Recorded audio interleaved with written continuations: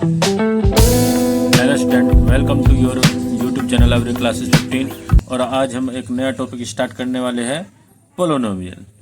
तो आज पोलोनोमियल को पढ़ेंगे हम। पिछले जो चैप्टर था, फर्स्ट चैप्टर था जो हमने पढ़ा, उसके बारे में यदि आपको कोई डाउट है तो आप वो कमेंट्स में लिख सकते हैं और पूछ सकते हैं किसी भी डाउट को। लेकिन आज जो हम टॉपिक स्टार्ट करने वो बड़े मज़ेदार टॉपिक है हमारा, पोलोनोमियल। इसको पढ़ने में बड़ा मजा आएगा हमको। देखिए, तो पोलोनोमियल में क्या क्या पढ़ते हैं हम। पोलोनोमियल हमारा सेकंड चैप्टर है 9th क्लास में, और 10th क्लास में भी होता है ये। तो आज हम इसमें क्या क्या पढ़ेंगे। सबसे पहले हम इसमें पढ़ेंगे इंट्रोडक्शन इसका, फिर हम करेंगे इसमें पोलोनोमियल की डेफिनेशन, फिर डिग्री ऑफ द पोलोनोमियल। इस तरह से हम इसका पूरा स्ट्रक्चर पढ़ेंगे। ये classification of the polynomial, value of the polynomial, और फिर जीरो ऑफ द पोलोनोमियल की तरफ बढ़ते हुए रिमाइंडर थ्योरम पढ़ेंगे। लास्ट में हमारी रिमाइंडर थ्योरम आएगी। ठीक है स्टूडेंट, तो हम स्टार्ट करते हैं अपना टॉपिक पोलोनोमियल। ठीक है, तो पोलोनोमियल का इंट्रोडक्शन में क्या है। सबसे पहले हम पोलोनोमियल को पढ़ने से पहले, हम पोलोनोमियल को समझने से पहले हमें अलजेब्रिक एक्सप्रेशन पढ़ना होगा। क्या पढ़ना होगा? Algebraic expression. Before we start polynomial we must know about algebraic expression. अब अलजेब्रिक क्या होता है? What is the algebraic expansion? Algebraic expansion is a combination of constant and variable. ये कांस्टेंट का और वेरिएबल का क्या होता है? एक कॉम्बिनेशन कनेक्टेड बाय सेम और all the basic arithmetic operation. इनमें वेरिएबल में और कांस्टेंट में जब हम बेसिक अर्थमेटिक ऑपरेशन लगा देते हैं, जैसे डिवाइड, मल्टीप्लाई, प्लस और माइनस का, तब हमारा अलजेब्रिक एक्सप्रेशन बनता है। तो देखिए, ये हमारे पास अलजेब्रिक एक्सप्रेशन है। अब आपको सबसे पहले पता होना चाहिए वेरिएबल क्या होता है, कांस्टेंट क्या होता है, व्हाट इज द वेरिएबल। ठीक है स्टूडेंट, तो सबसे पहले हम बात करते हैं कांस्टेंट पर। किस पर? कांस्टेंट पर। जब हम आपको अलजेब्रिक एक्सप्रेशन के बारे में बताएंगे तो कांस्टेंट क्या होता है, क्योंकि जब तक कि आपको स्टूडेंट कांस्टेंट के बारे में और वेरिएबल के बारे में नहीं पता होगा, तब तक आप अलजेब्रिक एक्सप्रेशन कैसे बनाएंगे, है ना। तो कांस्टेंट क्या होता है? कांस्टेंट वैल्यू, फिक्स वैल्यू, जिसका न्यूमेरिकल वैल्यू फिक्स होती है, वो होता है हमारा कांस्टेंट। जैसे means a symbol having fixed number या न्यूमेरिकल वैल्यू इज कांस्टेंट। जैसे 1, 2, 3, ये हमारे क्या होता है? कांस्टेंट। कांस्टेंट को हम क्या बोल सकते हैं? नॉन वेरिएबल भी बोल सकते हैं। क्या बोल सकते हैं? Non variable. ठीक है, क्या बोल सकते हैं? नॉन वेरिएबल, यानी जिनकी फिक्स वैल्यू होती है ना, न्यूमेरिकल वैल्यू होती है, वो क्या कहलाते हैं? हमारे नॉन वेरिएबल या कांस्टेंट कहलाते हैं, फिक्स होता है। फिर होता है एक वेरिएबल, यानी means a symbol which may be assume different numerical value, जिसमें डिफरेंट न्यूमेरिकल वैल्यू होती है, वो हमारा कहलाता है वेरिएबल। या आप नाम से भी समझ सकते हो वेरी, यानी जिसकी वैल्यू वेरी करेगी, है ना, आगे पीछे घटती बढ़ती रहती है, तो वो क्या कहलाता है? हमारा वेरिएबल कहलाता है। तो वेरिएबल समझते हैं सबसे पहले। जैसे आप किसी क्वेश्चन में आपके पास होगा x+2 = 0, तो यहाँ पर आप इसको सोल्व करते हो तो x = क्या आता है? -2। यहाँ पर क्या आ गया आपका? -2 आ गया। कहीं पे हमारा लिख रहा हो x - 2 = 0, तो x = 2 आ जाएगा। यानी देख रहे होगे आप कि इस क्वेश्चन में x = -2 आया, इस क्वेश्चन में x = 2 आया, कहीं पे होगा x - 5, 2x - 5 = 0, ये अलग क्वेश्चन है। तो हम देख रहे हैं 2x = 5 हो जाएगा, उधर जाके 2 अपॉन में चला जाएगा, तो x = 5/2 हो जाता है। तो हम क्या देख रहे हैं? x की वैल्यू हर क्वेश्चन के लिए अलग अलग आती है, डिफरेंट डिफरेंट होती है। ठीक है ना। तो जब x की वैल्यू तो हर क्वेश्चन का डिफरेंट डिफरेंट है, तो x क्या हो गया? यहाँ पर एक वेरिएबल हो गया। x क्या है यहाँ पर? एक वेरिएबल, क्योंकि इसकी वैल्यू फिक्स नहीं है, वेरी करती है, आगे पीछे हिलती रहती है, घटती बढ़ती रहती है। तो ये क्या है? फिक्स वैल्यू नहीं होती, तो ये क्या होता है? हमारा वेरिएबल होता है। जैसे आप देख सकते हैं area of triangle. Area of triangle क्या होता है? 1/2 बेस मल्टीप्लाई हाइट। ये क्या होता है? Area of triangle. ठीक है, एरिया ऑफ ट्रायंगल क्या होता है? 1/2 बेस मल्टीप्लाई हाइट। तो यहां पर 1/2 क्या है? हमारा कांस्टेंट है। ये क्या है? हमारा कांस्टेंट है। और b और h, बेस और हाइट, ये क्या है? हमारे वेरिएबल। क्योंकि जब भी आप किसी क्वेश्चन करोगे तो उसका बेस मान लो किसी ट्रायंगल की बेस भी देगा हमें, कहीं पर किसी ट्रायंगल की बेस अलग होती है, हाइट अलग होती है। अदर कोई क्वेश्चन होगा तो उसमें बेस अलग होगा और हाइट अलग होगी।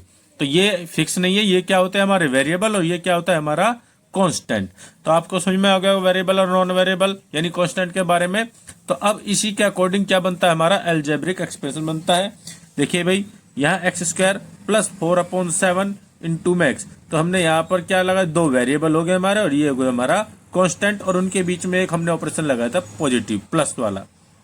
तो हमने ये हमारा क्या बन गया, एक अलजेब्रिक एक्सप्रेशन। इसी तरह से 2/x लिखते प्लस जेड, तो यहाँ पर प्लस के लग गया हमारा ऑपरेशन, और 2 कांस्टेंट है और x और जेड स्क्वायर क्या है हमारे वेरिएबल है।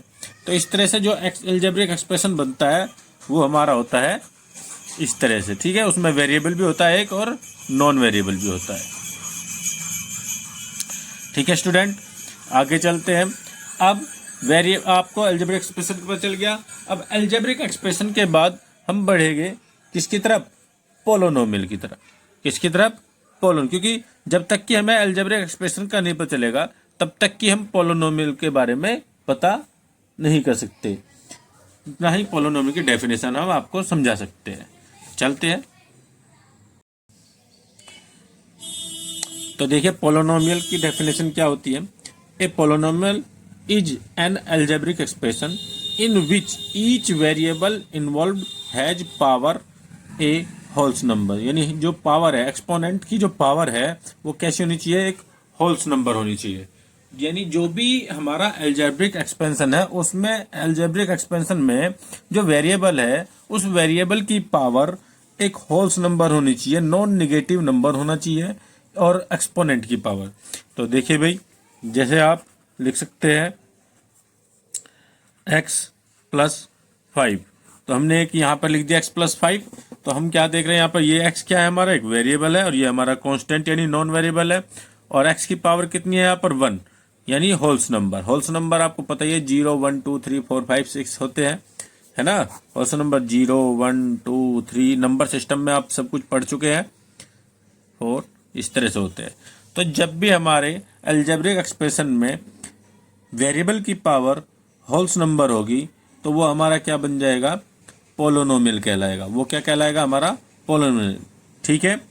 तो x+5 हो गया, आप लिख सकते हैं x² + 6x + 7, ये भी हमारा क्या है, पोलोनोमियल है, ठीक है। एक्सपोनेंट जो है हमारा x की पावर जो देखते हैं हम, वो होल्स नंबर होती है। जिस तरह और एग्जांपल लिख लेते हैं हम। देखिए भाई, हमने लिख दिया x² + 5x की पावर -2 + 6, तो बताइए ये अब आपका पोलोनोमियल है नहीं है, ये हमारा पोलोनोमियल नहीं है, क्योंकि यहाँ पर x की पावर -2 आ गई, और हमने क्या कहा है कि has power a wholes number, यानी पावर होल्स नंबर में होनी चाहिए, निगेटिव आ गई, तो ये हमारा पोलोनोमियल नहीं है। और देखिए 1/x + 7 इस तरह से लिख रहा होगा, तो ये भी हमारा पोलोनोमियल नहीं होता, क्योंकि 1/x है, तो आप x को ऊपर ले जाओगे, अपॉन से ऊपर ले जाओ तो क्या हो जाएगा, x की पावर -1 + 7, ये भी हमारा पोलोनोमियल नहीं होगा। तो क्लियर हो गया आपको सभी को भाई कि पोलोनोमियल कौन से होते हैं पोलोनोमियल। और देख लीजिए,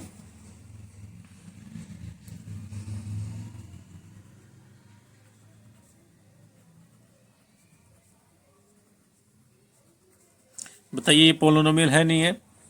देखिए, तो ये हमारा पोलोनोमियल है, क्योंकि 7 2 3, तो इस तरह से ये हमारा पोलोनोमियल हो जाता है, ठीक है।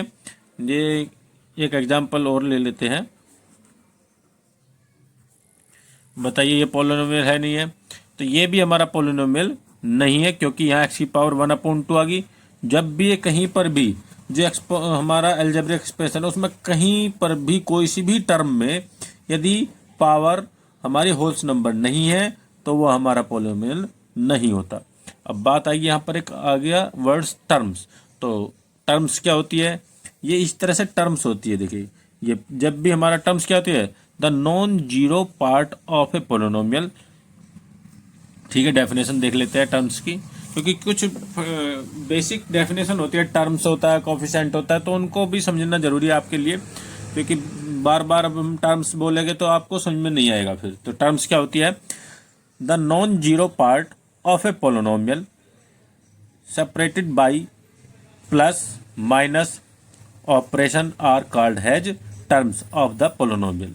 यानी जब हम किसी उसको पोलोनोमियल लिखते हैं तो उसमें दो पार्ट होते हैं, एक दो तीन पार्ट हो गए, तो ये टर्म्स कहलाती है हमारी।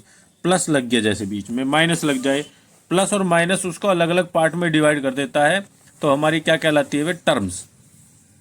जैसे हम यहाँ देख रहे हैं x+5, तो यहाँ पर दो टर्म्स होगी, टू टर्म्स है यहाँ। और देख लेते हैं पोलिनोमियल को, देखो तो यहाँ पर प्लस से हमारा क्या हो रहा है, डिवाइड हो रहा है दो तीन पार्ट में, फर्स्ट सेकंड थर्ड पार्ट। तो ये क्या, इसमें कितनी टर्म है, तीन टर्म है, थ्री टर्म्स। हमने लिखा 7x-3, क्या लिखा 7x-3, तो ये एक टर्म ये हो गई और एक टर्म ये होगी, तो 1 और 1 2। यहाँ पर कितनी होगी इसमें टर्म, टू टर्म्स हो गई। तो इस तरह से स्टूडेंट यहाँ पर टर्म्स का पता चल गया आपको। अब इसमें कोफिशिएंट देखने होते हैं हमें, तो coefficient of the term of the polynomial. Coefficient क्या देखते हैं हम, कैसे पता चलता है हमारा कोफिशिएंट क्या होता है, what is the coefficient. Each term of a polynomial has some constant multiplied to the variable, it is known as coefficient. जो हमारा एक पोलिनोमियल है, जिस तरह से हमने पोलिनोमियल लिख लिया, पोलिनोमियल आपको डेफिनेशन में समझ में आ गया होगा, जो एक्सपोनेंट की पावर होती है वो कैसी होनी चाहिए, होल्स नंबर। तो हमने एक पोलिनोमियल लिखा है जिसमें एक्सपोनेंट एक्स की वैल्यू, जो वेरिएबल है उसकी पावर कितनी है, 2 है, यहाँ पर 1 है। अब हम क्या देखना चाह रहे हैं, कोफिशिएंट। तो हमने क्या कहा है, each term of a polynomial has some constant multiplied to the variable, it is known as coefficient of the variable. जैसे हम एक्स स्क्वायर है, तो एक्स स्क्वायर के मल्टीप्लाई में कितना है 7, तो एक्स स्क्वायर का कोफिशिएंट कितना हो गया, 7 हो गया, यानी coefficient of x square equal to 7। हम लिख सकते हैं coefficient of the x equal to 3, यानी एक्स का जो कोफिशिएंट है वो कितना है, 3 है। तो ये है, इस तरह से हम यहाँ पर कोफिशिएंट देख लेते हैं अपने किसी भी पोलिनोमियल में। टर्म से पता चल गया हमें, उसका हमें कोफिशिएंट पता चल गया। अब आगे चलते हैं, तो स्टूडेंट हमें पोलिनोमियल की टर्म्स भी पता चल चुकी है और कोफिशिएंट भी। तो अब हम आते हैं अपने next polynomial in one variable.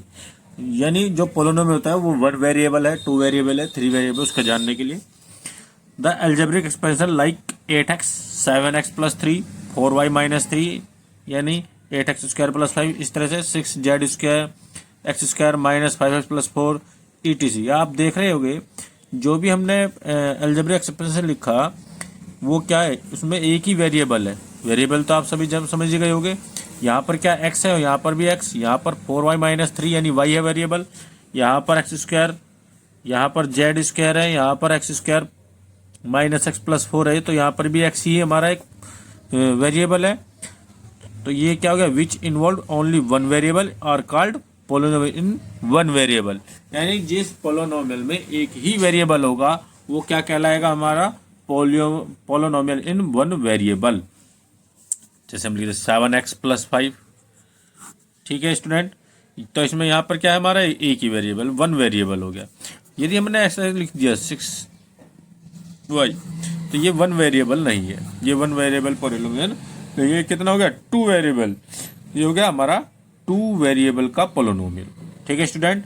तो पोलिनोमियल इन 1 वेरिएबल क्या होता है, जिसमें हमारा केवल एक ही वेरिएबल होगा, वो हमारा क्या कहलाएगा, 1 वेरिएबल का पोलिनोमियल। हम देखते हैं next, polynomial in 2 or more variable, जिसमें 2 या 2 से ज्यादा वेरिएबल हो गए, उसके बारे में देखते हैं। N algebraic expansion involving 2 or more variable such that the exponent of each variable is a wholes number is called a polynomial in 2 or more variable. यानी आप लिख सकते हैं जिसमें 2 वेरिएबल या 2 से ज्यादा वेरिएबल होगा, लेकिन पोलिनोमियल कब होता है, जब एक्सपोनेंट की पावर कैसी हो, होल्स नंबर। ठीक है ना स्टूडेंट, ये हमें याद रखना है जरूरी कि जो भी हमारा वेरिएबल है उस वेरिएबल की पावर होल्स नंबर होनी चाहिए, तभी हम उसको पोलिनोमियल बोल सकते हैं। ठीक है ना। तो जैसे हमने लिख दिया 3x square plus 5y square plus 7, तो ये हमारा क्या हो गया, कौन सा हो गया ये, 2 वेरिएबल का पोलोनोमियल। ठीक है, ये हमारा कैसा होगा, 2 वेरिएबल का। और लिख सकते हैं हम 3z plus 7y plus 5x plus 4, तो ये 3 वेरिएबल का हो गया। तो इस तरह से हम देख सकते हैं, जिसमें 1 वेरिएबल है तो वो कहलाता है 1 वेरिएबल पोलिनोमियल, जिसमें 2 हो जाएगा 2 वेरिएबल पोलिनोमियल, जिसमें 3 या उससे ज़्यादा भी पोलिनोमियल हो सकते हैं हमारे वेरिएबल के। ठीक है स्टूडेंट, लेकिन बस हमें देखना है जो एक्सपोनेंट यानी जो हमारा वेरिएबल है उसकी पावर हमारा हमेशा होल्स नंबर होना चाहिए, तभी हम उसे पोलिनोमियल कह सकते हैं, नहीं तो ये वो अदरवाइज वो पोलिनोमियल नहीं होता। अब नेक्स्ट हमारा टॉपिक आता है इसमें degree of the polynomial. Degree of the polynomial, the greatest power of the terms of a polynomial. Greatest power terms की, अब टर्म्स आपको समझ में आ गया टर्म्स क्या होती है। जैसे हमने यहाँ पर लिखा 7x प्लस 5, तो यहाँ पर कितनी टर्म्स है, 2 टर्म्स है। ठीक है ना, the greatest power of the terms of a polynomial is called degree of the polynomial. तो वो उस पोलिनोमियल की क्या कहलाएगी, डिग्री कहलाएगी। ठीक है ना, इज नोन एज डिग्री। देखिए भाई, अब यहाँ पर हमारा जो एक्सपोनेंट है यानी जो हमारा वेरिएबल है, वेरिएबल की पावर कितनी है, 1, तो इसकी डिग्री कितनी हो जाएगी, 1 हो जाएगी। ठीक है स्टूडेंट, हम यहाँ लिख सकते हैं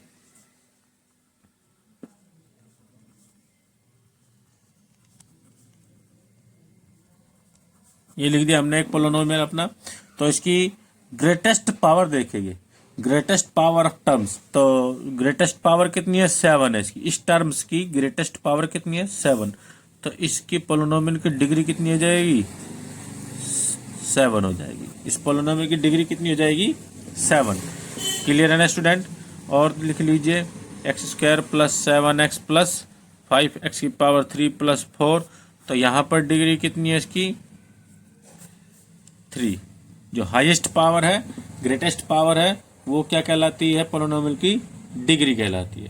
तो स्टूडेंट क्लियर हो गया होगा आपके पॉइंट। ठीक है, अब नेक्स्ट हम अगली क्लास में कराएंगे इससे आगे। आगे हमारा टॉपिक चलेगा टाइप्स ऑफ पोलिनोमियल। ठीक है ना, टाइप्स ऑफ पोलिनोमियल।